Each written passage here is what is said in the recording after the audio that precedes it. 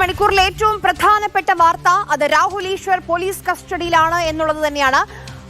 Rahul Mamkootathil Palakkad MLA Rahul മാങ്കൂട്ടത്തിനെതിരെ പരാതി കൊടുത്ത അതിജീവിതയെ അപമാനിച്ച കേസിലാണ് ഇപ്പോൾ ഈ നടപടി. രാഹുൽ ജി നാഥ് നമുക്കൊപ്പം ചേരുന്നുണ്ട് AR ക്യാമ്പിൽ നിന്ന്. രാഹുൽ, ഏറ്റവും പുതിയ വിവരം എന്താണ് അവിടെ നിന്ന്? എന്തായാലും ഇപ്പോൾ രാഹുൽ ഈശ്വറുമായി ബന്ധപ്പെട്ട് നമുക്ക് കൊടുക്കാൻ കഴിയുന്ന ഏറ്റവും പുതിയ വിവരം, നിലവിൽ എന്തായാലും പോലീസ് സ്റ്റേഷനുള്ളിൽ അവർ കാത്തിരിക്കുകയാണ്. ചോദ്യം ചെയ്യൽ ഉൾപ്പെടെയുള്ള നടപടികൾ ആരംഭിച്ചിട്ടില്ല. ഒപ്പം ഈ 4 URL നേരത്തെ സൂചിപ്പിച്ചതുപോലെ ആദ്യ കസ്റ്റഡി ഉണ്ടായിരിക്കുകയാണ്. ഒപ്പം രാഹുൽ ഈശ്വറിന്റെ മൊബൈൽ ഫോണുകളും ലാപ്ടോപ്പുകളും ഹാജരാക്കണം, അതിലും പരിശോധന ഉണ്ടാകും എന്ന് തന്നെയാണ് പറയുന്നത്. അതായത് അല്പസമയം മുൻപ് സ്റ്റേഷനുള്ളിലേക്ക് കൊണ്ടുവന്നതിന് ശേഷം നിലവിൽ എന്തായാലും രാഹുൽ ഈശ്വർ കാത്തിരിക്കുകയാണ്.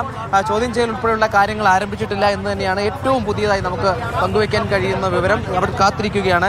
എന്തായാലും ഈ വിഷയത്തിൽ പോലീസിന്റെ സൈബർ വിഭാഗം ചടുലമായ നീക്കം നടത്തുകയാണ്. അതായത് 4 പരാതികൾ ഉണ്ടായിരുന്നതിൽ ആദ്യ പരാതിയിൽ കസ്റ്റഡിയിലെടുത്ത് ചോദ്യം ചെയ്യൽ ഉൾപ്പെടെയുള്ള കാര്യങ്ങളിലേക്ക് കടക്കാനിരിക്കുകയാണ്. കാരണം ഇത്തരത്തിൽ അഭിപ്രായ പ്രകടനങ്ങൾ പല തരത്തിൽ പൊതു ഇടത്തിൽ വന്നപ്പോൾ തന്നെ അത് അതിജീവിതയെ അധിക്ഷേപിക്കുന്നതാണെന്ന പല രീതിയിലുള്ള വിമർശനങ്ങൾ ഉണ്ടായിരുന്നു. ഒപ്പം അതിജീവിതയുടെ തിരിച്ചറിഞ്ഞ ഐഡന്റിറ്റി ഉൾപ്പെടെയുള്ള കാര്യങ്ങൾ പുറത്തു പറയുന്ന തരത്തിലേക്കുള്ള പരാമർശങ്ങൾ ഉണ്ടാകുന്നു. അതെല്ലാം വന്ന ഘട്ടത്തിൽ വലിയ വിമർശനം രാഹുൽ ഈശ്വറുമായി ബന്ധപ്പെട്ടുണ്ടായിരുന്നു. ആ ഘട്ടത്തിലൊക്കെ ഇത്തരമൊരു നടപടി പ്രതീക്ഷിച്ചതാണ്. എന്നാൽ പരാതി ലഭിച്ചതെല്ലാം നേരത്തെ സൂചിപ്പിച്ചതുപോലെ ADGP ഇടപെട്ട് തന്നെയാണ് ഇത്തരത്തിലുള്ള പരാതികൾ ഉടനടി അതിൽ നടപടി ഉണ്ടാകണം എന്ന് പറയുന്ന തരത്തിലേക്ക് കാര്യങ്ങൾ വന്നത്.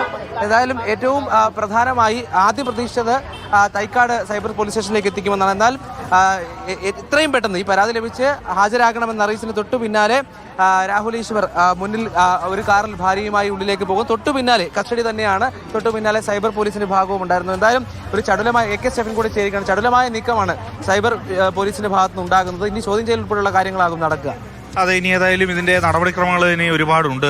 അതിലേക്കായിരിക്കും ഇനി അന്വേഷണ സംഘം കടക്കുക. പ്രത്യേകിച്ചും കഴിഞ്ഞ ദിവസം രാഹുൽ ഈശ്വർ ഈ വിഷയവുമായി ബന്ധപ്പെട്ട്, രാഹുൽ മാങ്കൂട്ടത്തിന്റെ വിഷയവുമായി ബന്ധപ്പെട്ട് ഈ വിവാദം ഉയർന്നു വന്നപ്പോൾ തന്നെ രാഹുൽ മാങ്കൂട്ടത്തിനെ സപ്പോർട്ട് ചെയ്തുകൊണ്ട് പൊതുമധ്യത്തിൽ വന്ന ആളാണ് രാഹുൽ ഈശ്വർ. അങ്ങനെ കടുത്ത വിമർശനം പലപ്പോഴും ഈ അതിജീവിതയ്ക്കെതിരെ ഉയർത്തിയിട്ടുണ്ട് എന്നുള്ളതാണ് പ്രധാനമായും കാണേണ്ടത്. ഒപ്പം തന്നെ ഈ കഴിഞ്ഞ ദിവസം പ്രത്യേക അന്വേഷണ സംഘം ഈ മൊഴിയെടുക്കുന്നതിന് വേണ്ടി അതിജീവിതയുടെ അടുത്തേക്ക് എത്തിയപ്പോൾ അവർ പറഞ്ഞിരുന്നു, സമൂഹ മാധ്യമങ്ങളിലടക്കം വലിയ തരത്തിലുള്ള വിമർശനങ്ങൾ, അതോടൊപ്പം തന്നെ അധിക്ഷേപങ്ങളെല്ലാം തന്നെ നടക്കുന്നു, അതുകൊണ്ട് കേസെടുക്കണം അല്ലെങ്കിൽ അത്തരത്തിൽ അന്വേഷണം വേണമെന്നുള്ളത് പ്രത്യേകമായി എഴുതി പരാതി നൽകിയിരുന്നു. അതിന്റെ അടിസ്ഥാനത്തിലാണ് രാഹുൽ ഈശ്വർ അടക്കമുള്ള ആളുകൾക്കെതിരെ നടപടിക്ക് പോലീസ് പ്രത്യേക അന്വേഷണ സംഘം ഒരുങ്ങുന്നത്. അതിന്റെ ഭാഗമായിട്ട് ഇന്ന് ഉച്ചയോടുകൂടി അദ്ദേഹത്തിന്റെ പൗടിക്കോണത്ത് വീട്ടിലുണ്ട് എന്ന് മനസ്സിലാക്കി അന്വേഷണ സംഘം അവിടേക്ക് എത്തുകയായിരുന്നു. ഇങ്ങനെയാണ് അദ്ദേഹത്തിനെതിരെ പരാതിയുണ്ട് എന്നൊക്കെയുള്ള കാര്യം അറിയിച്ചപ്പോൾ സ്വന്തം വാഹനത്തിൽ ഇങ്ങോട്ടേക്ക് വരാം എന്നുള്ള കാര്യമാണ് അറിയിച്ചത്. നോട്ടീസ് നൽകിക്കൊണ്ട് ഈ കസ്റ്റഡിയിൽ എടുത്ത് AR ക്യാമ്പിലേക്ക് കൊണ്ടുവരികയായിരുന്നു. ആദ്യഘട്ടത്തിൽ